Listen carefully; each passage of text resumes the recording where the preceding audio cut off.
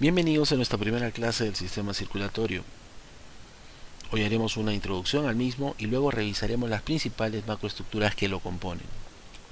Lo primero que tenemos que recordar es que el sistema circulatorio está compuesto a su vez por otros dos sistemas, el sistema cardiovascular y el sistema linfático. Ambos sistemas permiten la circulación de dos fluidos indispensables para la vida. En el caso del sistema cardiovascular es la sangre y en el caso del sistema linfático es la linfa. Es por eso que haremos una breve revisión de los principales componentes de la sangre. En esta imagen podemos ver a una muestra de sangre que ha sido centrifugada, lo que ha permitido separar a la sangre en sus dos componentes principales, un componente líquido que se llama plasma y este componente de elementos formes que corresponde a los glóbulos rojos, glóbulos blancos y plaquetas. Sabemos muy bien que el componente principal de los elementos formes, el más abundante, son los glóbulos rojos. Es por eso que en la práctica este componente se denomina hematocrito. El plasma, como vemos, tiene un gran contenido de agua, pero son aquellos solutos que están disueltos en ella los que van a determinar las múltiples funciones que cumple el sistema cardiovascular a través de la sangre. Por ejemplo, el fibrinógeno participa en la coagulación, la albúmina determina la presión oncótica que mantiene al agua dentro de los vasos. Las globulinas, como las inmunoglobulinas, participan en la defensa del organismo. Los nutrientes, por supuesto conocidos, glucosa, lípidos y aminoácidos, indispensables para el metabolismo celular. Sustancias como las hormonas que permiten la comunicación entre célula y célula a larga distancia. Tenemos la eritropoyetina, la insulina, entre otras. Electrolitos que participan en múltiples funciones y características de los líquidos corporales. El sodio, por ejemplo, es el determinante principal de la tonicidad del líquido extracelular. El potasio es indispensable para las células excitables y el calcio, por supuesto, con su papel para la contracción muscular. La linfa tiene una composición más variable con respecto a la sangre. Si bien tiene un gran contenido de agua, sus sólidos son variables dependiendo de dónde venga la linfa. Así es, la linfa no es la misma en todas las partes del cuerpo. Si proviene de los intestinos, del tracto gastrointestinal, va a tener un aspecto lechoso por el gran contenido en grasas que tiene. Las proteínas son variables también, las grasas, como vimos, del 5 al 15%, la glucosa está un poco por encima de lo normal y tiene componentes como urea, creatinina, cloro, fosfato y calcio, así como enzimas y anticuerpos que participan en la respuesta inmunológica. Las células que podemos observar en el sistema linfático son linfocitos. Acá no vemos glóbulos rojos. Nos damos cuenta entonces que la linfa tiene un componente o una función inmunológica sumamente importante. En esta imagen vemos cómo vemos una muestra de linfa en un tubo de ensayo con un aspecto netamente lechoso que proviene del conducto torácico. Como dijimos, la composición de la linfa depende principalmente del lugar de donde provenga. Es claro que esta linfa contiene una gran cantidad de triglicéridos y sustancias grasas que han sido absorbidas a nivel intestinal y que por supuesto van a regresar a la circulación sistémica. Acá tenemos un resumen de las principales funciones del sistema circulatorio y ampliaremos lo siguiente. Sabemos muy bien que el sistema circulatorio realiza la mayoría de sus funciones a través de la sangre, por no decir todas. Para esto lo que requiere es una bomba que mantenga una presión que asegure un flujo de sangre a todos los órganos del cuerpo.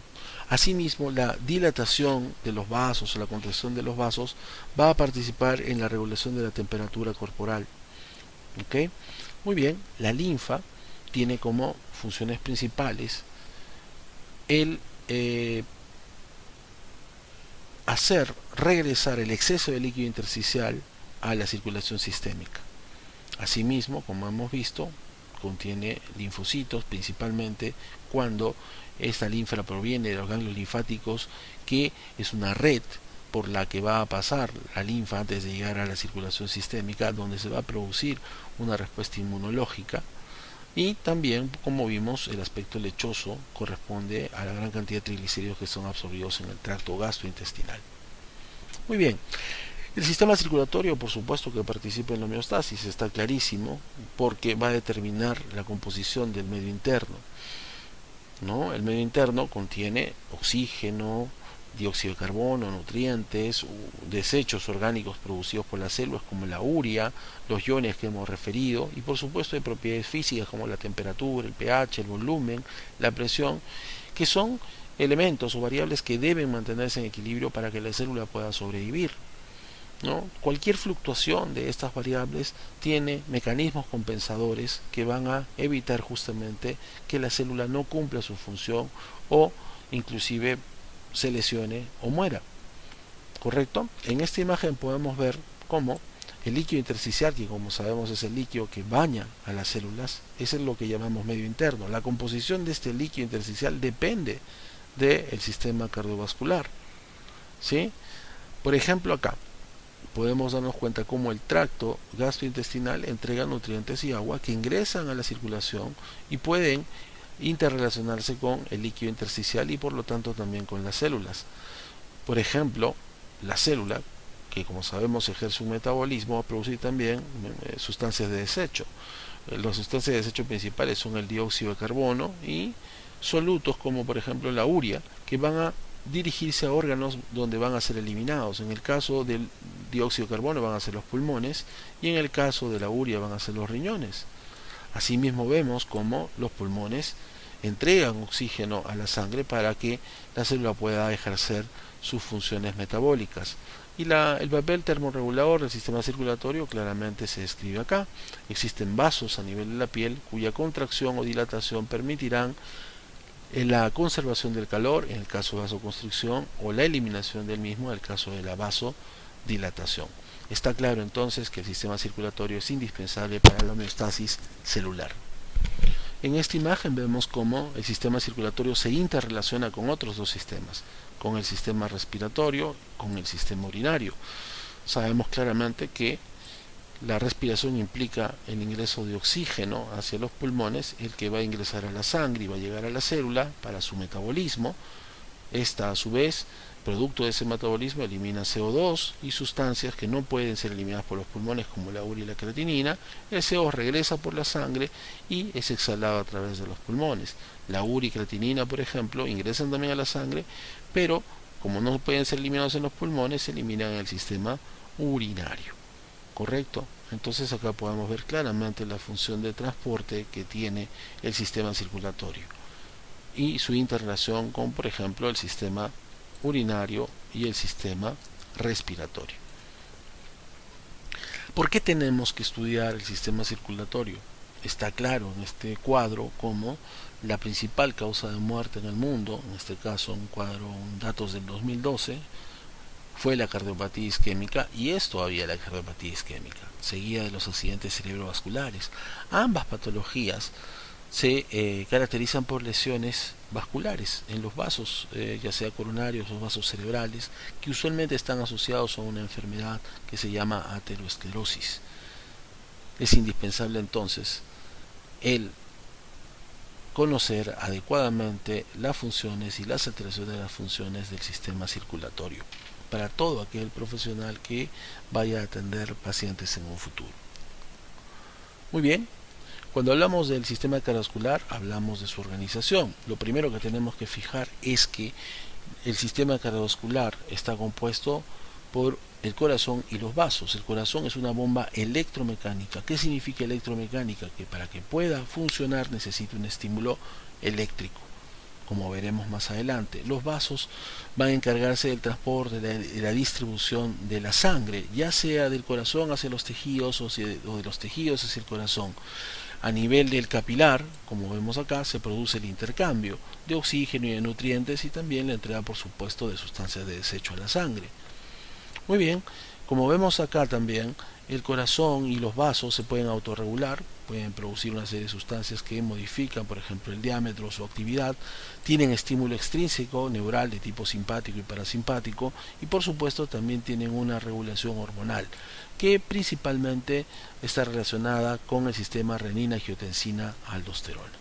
Todo esto lo veremos en detalle en clases subsiguientes. Ok, otro dato o otra característica básica que tenemos que conocer del sistema cardiovascular es que está compuesto por dos circuitos y por dos bombas. Vamos a revisarlo a continuación. Nos damos cuenta acá, si tomamos como punto de partida al ventrículo izquierdo, que vendría a ser la bomba de uno de los circuitos del sistema cardiovascular, que el ventrículo izquierdo bombea sangre a través de la válvula aórtica, que va a ingresar a la aorta y todas sus ramas, y va a distribuirse en todos los órganos del cuerpo excepto los pulmones. Toda esta sangre que llega a las células de estos órganos obviamente va a ser modificada porque se va a utilizar el oxígeno, los nutrientes, y en ella se van a vertir productos de desecho que van a ser recogidos por las venas sistémicas, que a través de las venas cavas regresarán a la aurícula derecha en el corazón. Entonces, este circuito sistémico se inicia en el ventrículo izquierdo y termina en la aurícula derecha. Muy bien. La sangre que llegó a la aurícula derecha, que es sangre pobremente oxigenada y con muchas sustancias de desecho, pasa al ventrículo derecho a través de la válvula tricuspidia, y el ventrículo derecho, al contraerse, hace que esta sangre pase a la arteria pulmonar, se distribuya en los pulmones, donde será oxigenada y podrá eliminar el CO2, y luego esta sangre rica en oxígeno pasará a las venas pulmonares, que finalmente regresarán a la aurícula izquierda. Acá vemos entonces otro circuito que se inicia en el ventrículo derecho y que termina en la aurícula izquierda. Estamos hablando del circuito pulmonar o circuito menor. Muy bien, continuamos. Ok, desde el punto de vista de anatomía de superficie es sumamente importante recordar los siguientes parámetros.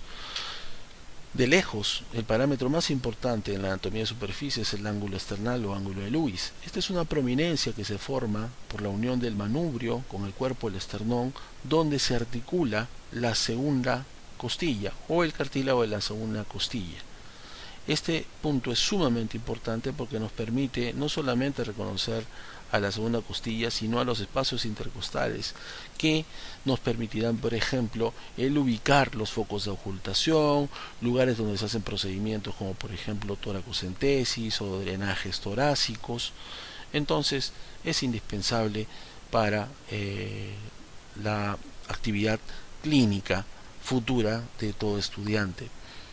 Muy bien, asimismo, el ángulo esternal nos permite dividir al mediastino. Si nosotros trazamos un plano que va desde el ángulo esternal a través de la cavidad torácica, este plano, pasará a través de la cuarta y quinta vértebra torácica y dividirá el mediastino en un mediastino superior y un mediastino inferior, que a su vez se subdividirá en un mediastino anterior, medio y posterior. ¿Correcto? Esto es importante, ¿por qué? Porque nos va a permitir la localización de ciertas estructuras en cada una de estas divisiones, ¿no? El mediastino superior, por supuesto, contiene principalmente los grandes vasos, ¿ok? El mediastino anterior al timo, el mediastino medio al corazón, y el mediastino posterior una serie de estructuras como el esófago, la aorta descendente, que ustedes deberán revisar en detalle en sus textos y en las prácticas, por supuesto. Acá vemos también esta imagen como si trazamos un eje a través en la mitad del cuerpo, que se llama el eje corporal. Nos damos cuenta que el eje cardíaco no está en la misma dirección, no concuerda con el eje corporal. El corazón tiene 2/3 de su masa hacia la izquierda y 1/3 hacia la derecha. Esto hace también que el diafragma izquierdo sea más bajo que el diafragma derecho. Esto es muy importante porque nos permite la localización de los bordes, que veremos más adelante, proyectados en la superficie corporal. Muy bien, justamente acá tenemos una imagen que nos permite observar los bordes del corazón. Nos damos cuenta que el borde derecho del corazón es la aurícula derecha, el borde izquierdo es el ventrículo izquierdo, el borde superior está formado principalmente por ambas aurículas y el cono arterioso del ventrículo derecho, y acá tenemos la pared diafragmática, ¿no?, que está formada principalmente por el ventrículo izquierdo. Este también es un borde inferior. Si hablamos de un borde inferior, este borde inferior está formado por el ventrículo derecho, pero la pared, que no se llega a ver claramente en esta imagen, está formada principalmente por el ventrículo izquierdo. Esto claramente, o se ve claramente que hay limitaciones en una imagen bidimensional para ver, por ejemplo, estructuras que son anteriores o posteriores. Por ejemplo, la base del corazón no es posible verla en esta imagen porque es posterior y está compuesta principalmente por la aurícula izquierda. El ápex sí, porque está en una posición anterior y está formada por el ventrículo izquierdo. Entonces, vamos a revisar en la siguiente imagen cómo estos bordes se pueden proyectar en la superficie corporal, en este caso en la superficie torácica anterior. Vamos a establecer 4 puntos señalizados como A, como B, como C y como D. El borde derecho del corazón se proyecta desde el borde superior del tercer cartílago costal derecho hasta el sexto cartílago costal derecho, justo a la derecha del esternón. Perfecto. Muy bien, desde este punto, desde B hasta C, tenemos al borde inferior. Se proyecta entonces desde el sexto cartílago costal hasta el ápex cardíaco, que se encuentra en el quinto espacio intercostal a la altura de la línea medioclavicular. Muy bien, ahora tenemos al borde izquierdo. El borde izquierdo se extenderá desde el ápex hasta el borde inferior del segundo cartílago costal izquierdo, justo a la izquierda del esternón.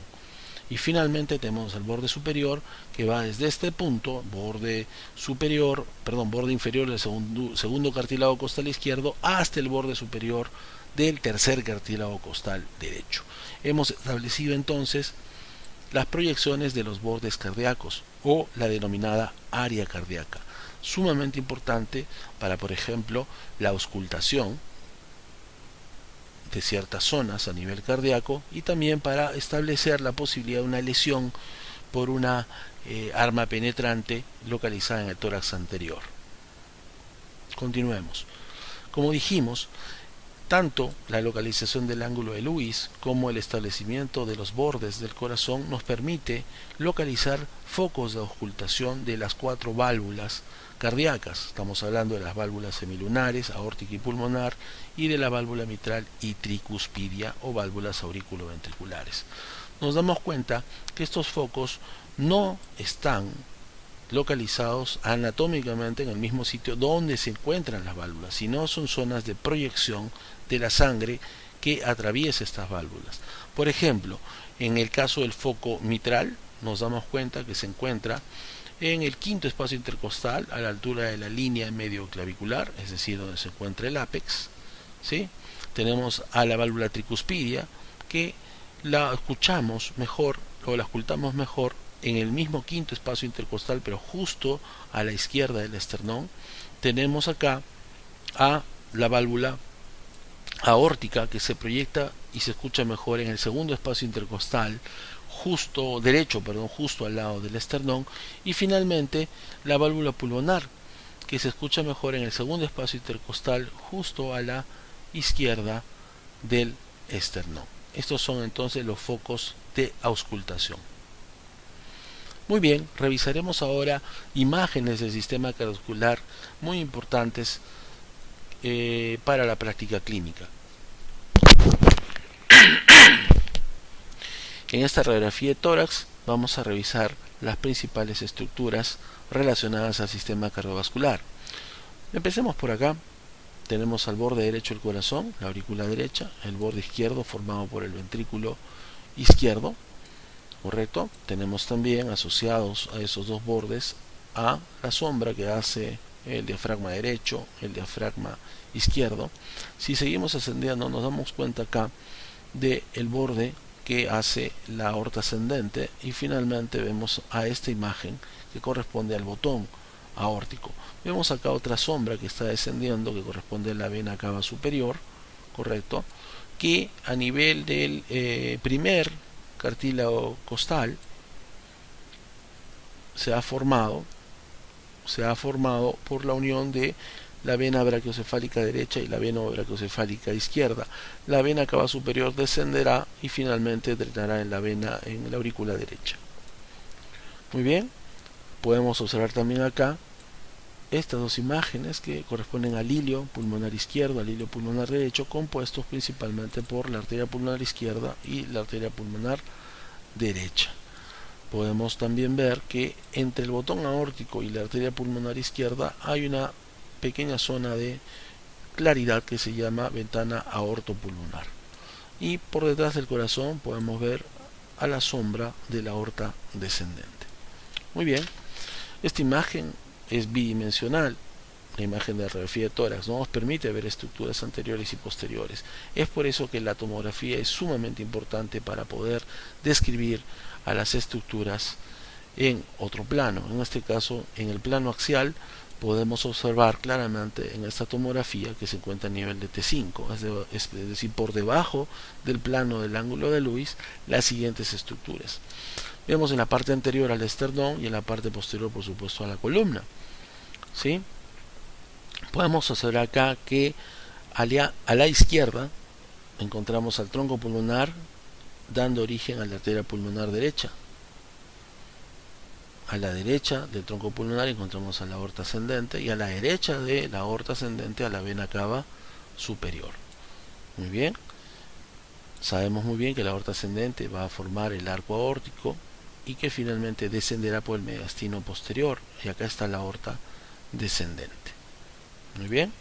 En esta imagen, que corresponde a un nivel más bajo, estamos hablando de más o menos T6 o probablemente T7, podemos observar a las cavidades cardíacas. Tenemos, por supuesto, acá a la pared anterior del corazón, compuesta principalmente por el ventrículo derecho. Eso hace que cualquier lesión penetrante del tórax anterior va a tener más posibilidad siempre de lesionar el ventrículo derecho que a otras cavidades. Podemos ver, obviamente, en una situación más posterior a la izquierda, al ventrículo izquierdo, y más posterior a la derecha, a la aurícula derecha. La estructura más posterior del corazón claramente es la aurícula izquierda, que se correlaciona con el esófago, ¿no? Y en este caso también con la aorta descendente a nivel del mediastino posterior. Continuamos. Una herramienta útil para poder definir si es que una imagen corresponde a una cardiomegalia es el llamado índice cardiotorácico. Nos damos cuenta acá que se ha trazado un eje, una línea a la mitad que dividiera la mitad del cuerpo en dos partes iguales, y se han trazado dos líneas que corresponden a los diámetros principales del corazón hacia la derecha de esa línea media y hacia la izquierda de esa línea media. Estos dos se van a sumar, A más B, y se van a relacionar con el diámetro torácico mayor en esta persona. Si es que la suma de A más B dividido sobre C es mayor de 0,5, podemos decir que existe cardiomegalia, es decir, un corazón crecido, que puede estar asociado a una serie de patologías que veremos más adelante. Muy bien, pasemos ahora a la revisión de la pared cardíaca. Empezamos por el pericardio. El pericardio que estamos observando acá es el pericardio fibroso. Esta estructura envuelve al corazón, lo protege y lo fija, como nos damos cuenta acá. Tiene una fijación muy fuerte hacia el centro fibroso del diafragma. Nos damos cuenta que por encima del pericardio fibroso están pasando los vasos, los nervios frénicos y los vasos también cardiofrénicos. ¿De acuerdo? Muy bien. En esta imagen podemos darnos cuenta de cómo el pericardio fibroso se continúa también con la adventicia de los vasos y cómo existe un pericardio seroso. ¿Sí? Es una capa compuesta por células mesoteliales que es una reflexión acá y que forma una capa parietal de ese pericardio seroso que está en contacto con el pericardio fibroso y una capa visceral de este pericardio seroso que está en relación con el miocardio. Esta capa visceral del pericardio seroso, que se llama epicardio, junto con el miocardio, que es la masa muscular y la capa más gruesa de la pared cardíaca, y el endocardio forman justamente a la pared cardíaca. ¿Correcto? Muy bien. Entonces no olvidemos que el pericardio fibroso va a proteger y sujetar al corazón, va a evitar también su sobredistensión, y no nos olvidemos también que gracias a este pericardio seroso existe acá una pequeña cantidad de líquido que se llama líquido pericárdico, que son 15 a 50 mililitros de fluido, que van a evitar la fricción del corazón con el pericardio y por supuesto su irritación y lesión posterior. Es importante también recordar lo siguiente, que nosotros podemos estar frente a patologías en las que el espacio pericárdico está formado por el pericardio seroso parietal y el visceral, ¿sí? Puede estar ocupado por una gran cantidad de líquido que puede ser sangre y que puede comprimir y evitar la función adecuada del corazón. Es por eso que el conocer anatomía, como por ejemplo los márgenes costales, el apéndice sifoides y este ángulo sifocostal, nos permitiría hacer este procedimiento que se llama pericardiocentesis. Se introduce una aguja por el ángulo sifocostal izquierdo dirigido hacia el hombro y podríamos ingresar al espacio pericárdico para extraer la sangre que está comprimiendo al corazón. Esta patología se denomina taponamiento cardíaco.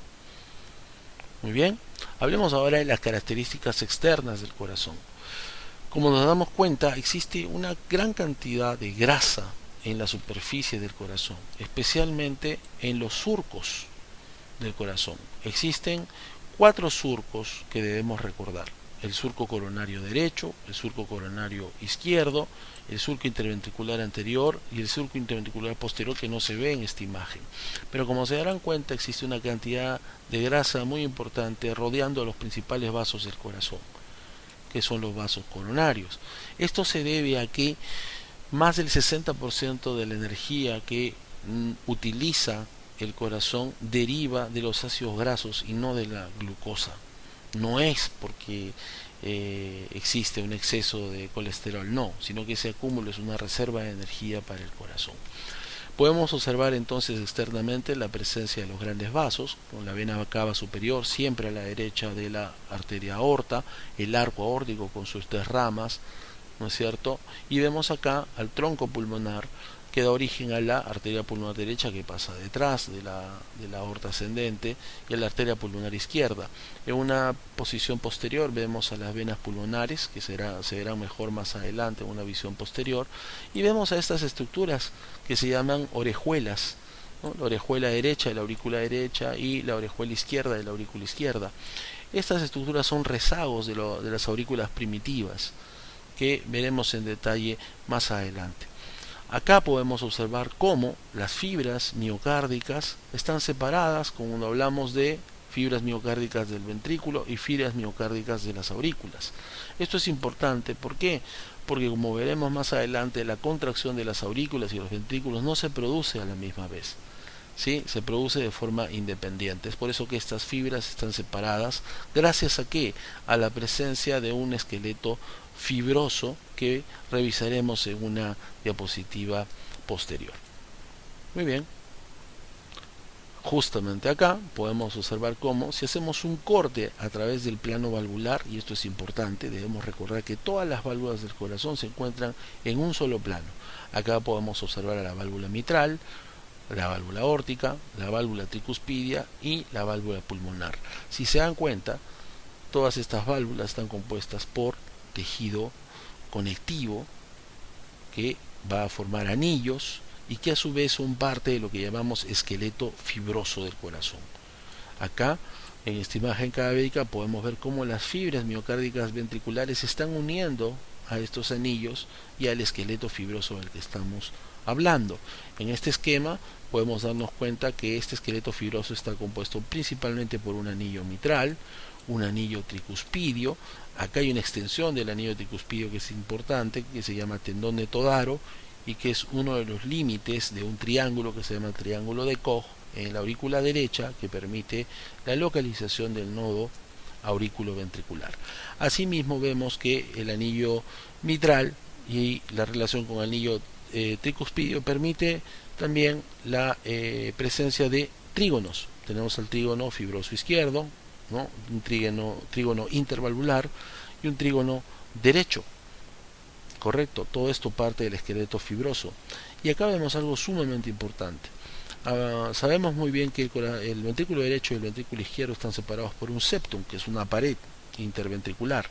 Ahora, una parte es membranosa y ese septum membranoso es parte del esqueleto fibroso del corazón. Como nos damos cuenta acá, hay una parte que está por encima del anillo tricuspidio y otra por debajo del anillo tricuspidio. Es decir, este septum membranoso ¿no? Separa tanto ambos ventrículos como a ambas aurículas.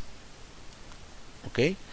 También podemos ver acá al anillo aórtico, relacionado principalmente al anillo mitral y al anillo pulmonar.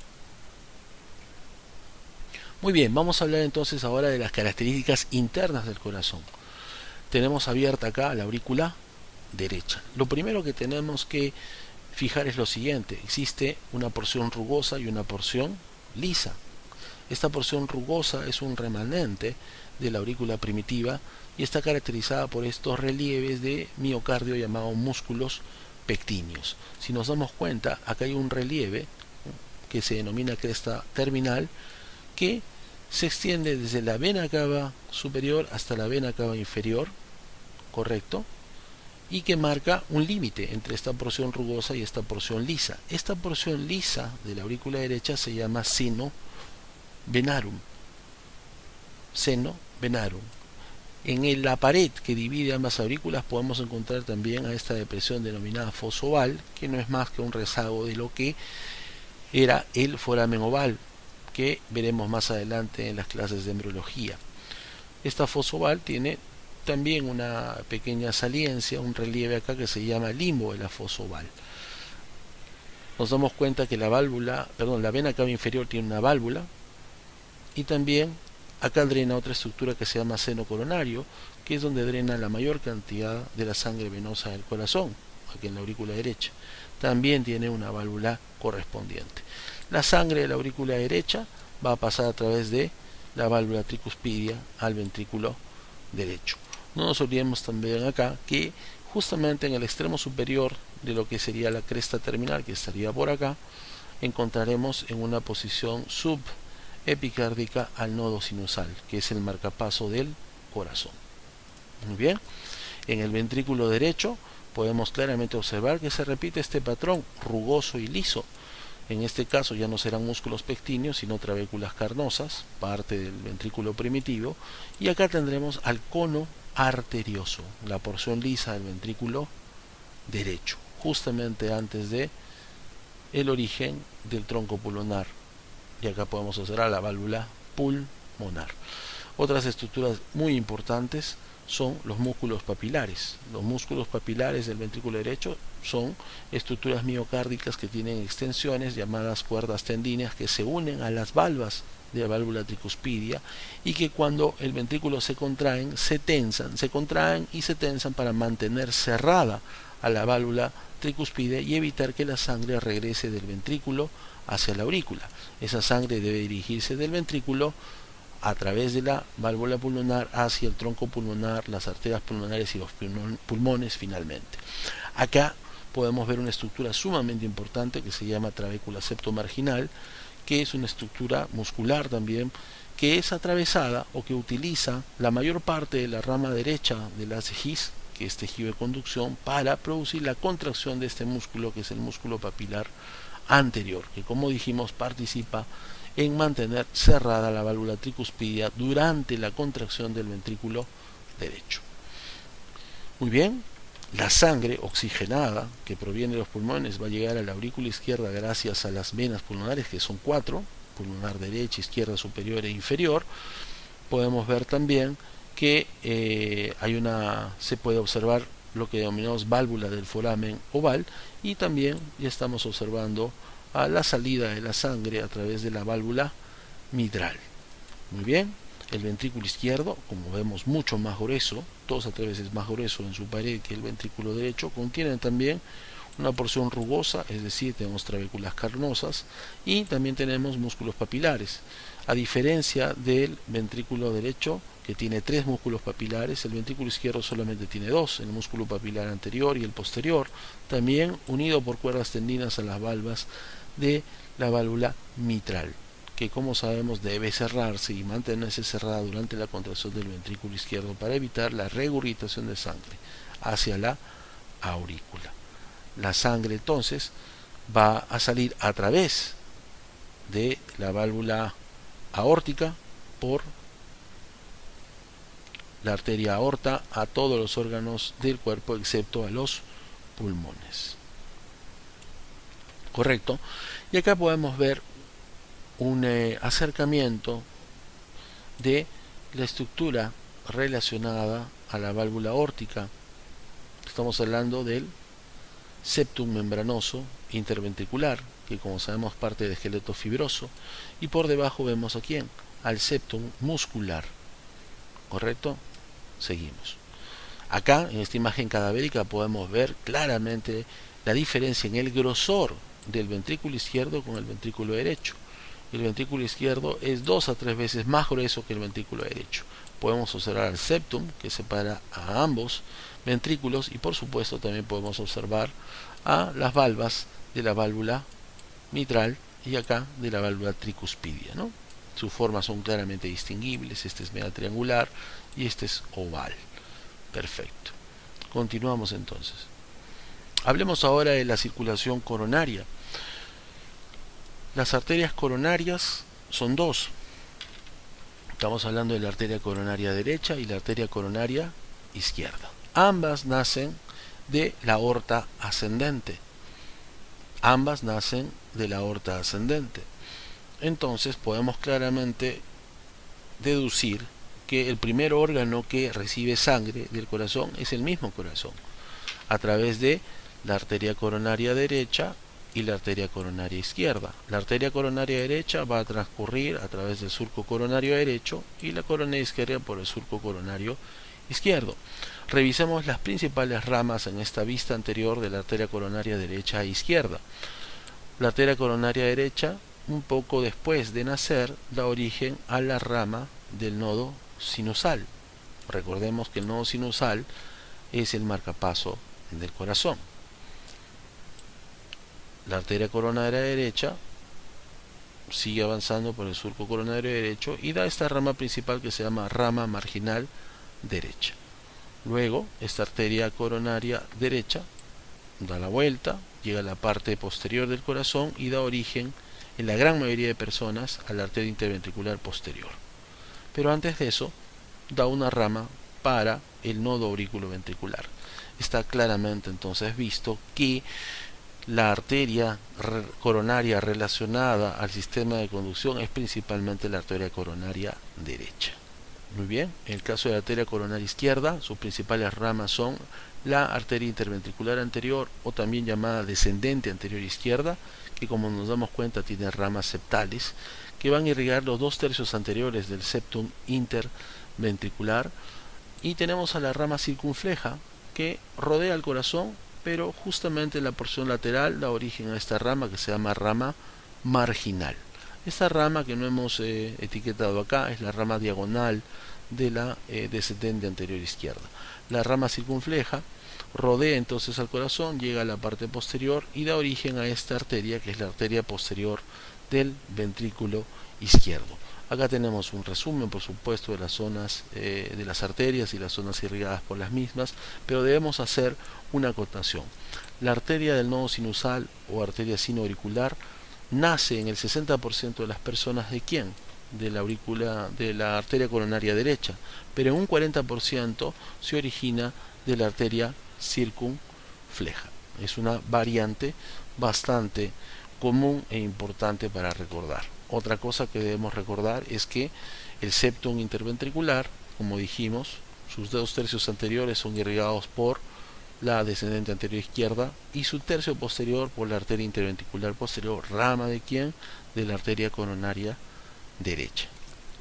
Muy bien, veremos más adelante cómo estas arterias coronarias al obstruirse dejan de perfundir, es decir, de irrigar a ciertas caras del corazón, lo que puede evidenciarse en alteraciones electrocardiográficas en las derivaciones correspondientes. Muy bien, en esta imagen podemos ver cómo se puede relacionar a las caras o a las diferentes caras del corazón con derivaciones electrocardiográficas. Solamente como un avance de lo que vamos a revisar en detalle más adelante, podemos decir que las derivaciones son electrodos. Estos electrodos registran la actividad eléctrica del corazón en diferentes partes o caras del corazón. Por ejemplo, vemos acá que la cara inferior del corazón, ¿ok?, que podemos ver en esta vista posterior es registrada mejor en las derivaciones D2, D3 y ABF. La cara septal del corazón, que es vista que se puede observar en esta vista anterior, es mejor observada electrocardiográficamente en las derivaciones B1 y B2. La cara anterior del corazón también se puede observar mejor en la cara B3 y B4. Y la cara lateral del corazón, que se puede ver en esta imagen, tanto anterior como posterior, se divide en una cara lateral baja, que se ve mejor en B5 y B6, y una cara lateral alta que se ve mejor en D1 y ABL. Estas derivaciones entonces se pueden correlacionar con la obstrucción de ciertas arterias coronarias, dependiendo por supuesto de las alteraciones que se vean en las diferentes derivaciones. Por ejemplo, si tenemos un ST elevado u ondas Q en D2, D3 y ABF, esto correspondería a la cara inferior del corazón, y la cara inferior del corazón por lo general está irrigada ¿por quién? Por la arteria coronaria derecha. Entonces hablaríamos de un infarto por obstrucción de la arteria coronaria derecha. Si fuera, por ejemplo, vemos elevación del ST u ondas Q en B1 y B2, es decir, en la cara septal, nos damos cuenta que esta zona está irrigada principalmente por la arteria interventricular anterior o descendente anterior izquierda. Entonces nos daremos cuenta que esta zona septal tendrá como obstrucción o como arteria probablemente más obstruida a la descendente anterior izquierda. Si hablamos, por ejemplo, de la cara anterior del corazón, sabemos muy bien que esto se ve mejor en B3 y en B4. ¿Y está en relación con quién? También con la descendente anterior izquierda. ¿Ok? En el caso de las caras laterales, si vemos que el compromiso es en B5 B6, es decir, la cara lateral baja, lo más probable es que la arteria obstruida sea la descendente anterior izquierda o la arteria diagonal. Estamos hablando de esta arteria o una de sus ramas, que es la diagonal. Pero si estas alteraciones se ven en D1 y ABL, lo más probable es que la arteria obstruida sea la arteria circunfleja. También existe un compromiso posterior del corazón, donde se verán alteraciones electrocardiográficas que veremos más adelante, y cuando existe un compromiso posterior del corazón, la arteria más probablemente obstruida es siempre la coronaria derecha. Muy bien, hablaremos ahora del drenaje venoso del corazón. La estructura más importante definitivamente es el seno coronario. El seno coronario recibe la sangre venosa de prácticamente todo el corazón, excepto la de las venas cardíacas anteriores y las venas cardíacas mínimas o tebesianas. Acá podemos ver cómo en la cara anterior del corazón la vena cardíaca magna se va a unir junto con la vena oblicua de la aurícula izquierda, la vena cardíaca media, ¿no? Y también la vena cardíaca pequeña para finalmente drenar toda esta sangre venosa en el seno coronario, que a su vez drena en la aurícula derecha. Vemos cómo las venas cardíacas anteriores no tienen contacto con el seno coronario. Esta sangre de las venas cardíacas anteriores drena directamente en la aurícula derecha. En la vista posterior también se puede observar claramente como la vena cardíaca magna, que como sabemos acompaña en el surco interventricular anterior a la descendente anterior izquierda, recibe la sangre de las venas marginal izquierda, vena posterior del ventrículo izquierdo, vena oblicua, vena cardíaca media. Finalmente, esta sangre drena a través del seno coronario en la aurícula derecha. Las venas cardíacas mínimas, que no se ven en estas imágenes, drenan sangre venosa de las paredes cardíacas en la cavidad más cercana y no en el seno coronario. Muy bien, revisemos ahora el sistema de conducción eléctrica del corazón. Como revisamos previamente, el origen del estímulo eléctrico de esta bomba electromecánica se encuentra en el nodo sinusal.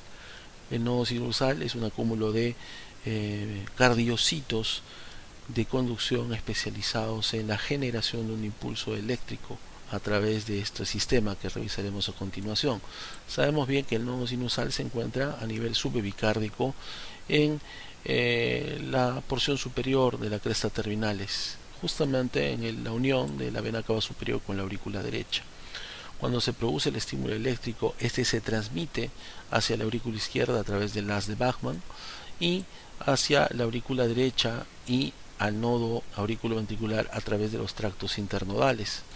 El nodo auriculoventricular se encuentra también en la aurícula derecha y sabemos muy bien que se caracteriza por un retraso importante en la conducción nerviosa que permite el llenado ventricular, como veremos más adelante. De este nodo auriculoventricular nace el haz de His, que es la única estructura que atraviesa el esqueleto fibroso del corazón, ingresa al septum membranoso y luego al septum muscular interventricular y se divide en una rama derecha y una rama izquierda. Estas ramas terminarán en pequeñas fibras de alta velocidad conductiva que se llaman fibras de Purkinje. Es así como el corazón será estimulado desde la aurícula hasta la porción más distal de los ventrículos en el ápex y se contraerá en dirección contraria, es decir, desde el ápex hacia la base, mientras que el estímulo eléctrico viajó desde la base hacia el ápex. Muy bien, el corazón es autónomo. ¿Qué significa eso? Que genera su propio impulso y se contrae secundariamente sin necesidad de ningún estímulo externo, pero sí es influenciado por el sistema nervioso autónomo a través del nervio vago, que vemos acá el vago derecho y al vago izquierdo, y de forma muy importante por el sistema nervioso simpático, ¿no? Que va a formar plexos que van a inervar a todo el corazón. En cambio, el sistema nervioso parasimpático a través de los nervios vagos tiene una influencia predominantemente en las aurículas, especialmente en la aurícula derecha. En cambio, el sistema nervioso simpático afecta a todo el corazón, tanto a las aurículas como a los ventrículos. Sabemos muy bien, y lo veremos más adelante, que estos dos sistemas tienen efectos antagónicos. El sistema nervioso simpático a través del vago va a disminuir la frecuencia cardíaca, eso se denomina efecto cronotrópico negativo, y va a disminuir la fuerza de contracción, pero solamente las aurículas, es decir, va a tener un efecto inotrópico negativo sobre las aurículas. En cambio, el sistema nervioso simpático va a producir o va a estimular tanto aurículas como ventrículos, va a producir un efecto cronotrópico positivo, inotrópico tanto auricular y ventricular positivo, junto con otras características que veremos más adelante. Muy bien, un dato interesante que debemos recordar es el denominado dolor referido. Es decir, si nosotros recordamos las diapositivas iniciales, nos dimos cuenta que la enfermedad que mata más en el mundo es la cardiopatía isquémica, es decir, el infarto agudo de miocardio. Y estas personas por lo general vienen refiriendo un dolor a nivel precordial del hemitórax izquierdo o de la cara interna del brazo izquierdo, como vemos en esta imagen, ¿correcto? Entonces, ¿cómo puede ser que una lesión que se produce en el miocárdico se refiera o se refleje en estas zonas? La razón es la siguiente: la inervación simpática sensitiva dolorosa que recoge justamente el estímulo producto de esta isquemia o necrosis en el corazón viaja e ingresa a la médula espinal junto con las fibras que traen sensibilidad dolorosa de los dermatomas T2, T3 y T4, incluyendo inclusive a T1. Estas fibras ingresan a la médula y hacen sinapsis en las mismas neuronas en el asta posterior, y luego esta información viaja hacia el cerebro y el cerebro interpreta que el dolor, que en verdad proviene del miocardio que se ha lesionado, proviene de los dermatomas cuyas fibras hacen contacto con las mismas neuronas en el asta posterior que el sistema nervioso simpático. A eso llamamos dolor referido, y hay múltiples ejemplos en la clínica relacionados a esto, como por ejemplo cuando uno tiene un cólico vesicular que se localiza, la persona lo refiere en el hipocondrio derecho o inclusive en el hombro derecho, tiene la misma explicación. Es la vesícula la que se contrae, la que sufre distensión o inclusive isquemia y que produce dolores en los dermatomas que comparte, por decir así, junto con las fibras sensitivas somáticas. Muy bien, finalmente hablaremos del sistema linfático. Recordemos que la linfa es un fluido que característicamente está compuesto por el exceso de líquido intersticial que debe regresar a la circulación, así como por una gran cantidad de grasa que es absorbida a nivel del tracto gastrointestinal y que también, por supuesto, a través de los ganglios linfáticos, que como nos daremos cuenta tienen una red muy importante por todo el cuerpo, permiten ser un filtro para que gérmenes o sustancias extrañas puedan ser destruidas o se produzca una respuesta inmunológica, ¿no? A través principalmente de linfocitos que se encuentran a nivel de estos ganglios. Lo interesante de la linfa y del sistema linfático es que toda la linfa del cuerpo, excepto el hemicráneo derecho, el hemitórax derecho y el miembro superior derecho, drena a través de esta estructura que se llama conducto torácico en la unión yúgulo-subclavia izquierda, mientras que la linfa de estas zonas, el hemicráneo derecho, el hemitórax derecho y el miembro superior derecho, drena no en el conducto torácico, sino en el llamado conducto linfático derecho. Es interesante también notar lo siguiente: a nivel o en el límite torácico y abdominal vemos a esta cisterna, que es una dilatación linfática llamada cisterna quilosa, que recibe no solamente al tronco lumbar derecho e izquierdo, sino principalmente a los troncos intestinales, que traen linfa rica en grasas, principalmente triglicéridos. Esto va a producir que la linfa que drene en el conducto torácico y finalmente en el ángulo iliosubclavio tenga un alto contenido de grasa y el aspecto lechoso que vimos anteriormente. Por supuesto, este conducto torácico va a recibir a su vez el drenaje de vasos linfáticos intercostales, torácicos o también del tronco broncomediastínico izquierdo, ¿no? En el lado derecho, el conducto linfático derecho recibe principalmente linfa del tronco yugular derecho, subclavio derecho y el broncomediastínico derecho, ¿no? Lo mismo obviamente que el conducto torácico, pero sabemos muy bien que las zonas de donde proviene la linfa que drena el conducto torácico incluyen a prácticamente todo el cuerpo, excepto esta zona correspondiente al conducto linfático derecho. Muy bien, recuerden que en las siguientes clases desarrollaremos los temas relacionados a los logros que están claramente especificados en sus guías. La clase, por supuesto, es una ayuda para que ustedes puedan desarrollar en más profundidad todos los objetivos o logros contenidos en sus guías, en los libros de referencia y por supuesto durante las prácticas. Espero que les haya sido útil. Nos vemos. Hasta pronto.